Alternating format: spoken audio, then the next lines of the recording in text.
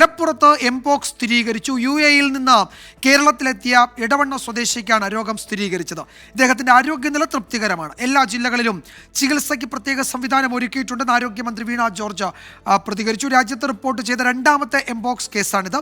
കാണാം ഇന്നത്തെ lead story.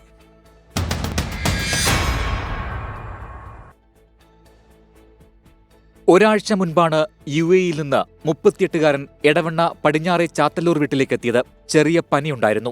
തുടർന്ന് ചിക്കൻ പോക്സിന് സമാനമായ തടിപ്പും കുമിളകളും ശരീരത്തിൽ കാണപ്പെട്ടു.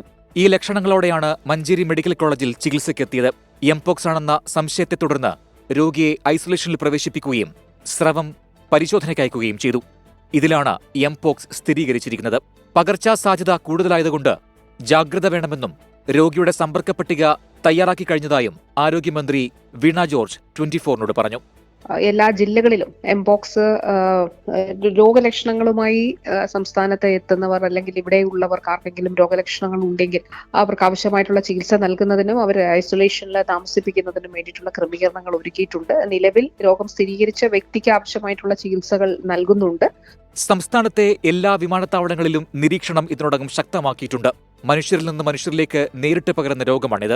രോഗി കൂടുതൽ ആളുകളുമായി സമ്പർക്കത്തിൽ ഏർപ്പെട്ടിട്ടില്ല എന്നുള്ളതാണ് പ്രാഥമിക നിഗമനം. റൂട്ട് മാപ്പ് തയ്യാറാക്കും. എല്ലാ ജില്ലകളിലും ചികിത്സയും ഐസൊലേഷൻ സൗകര്യവും ആരോഗ്യവകുപ്പ് ഒരുക്കിയിട്ടുണ്ട്. 24 മലപ്പുറം.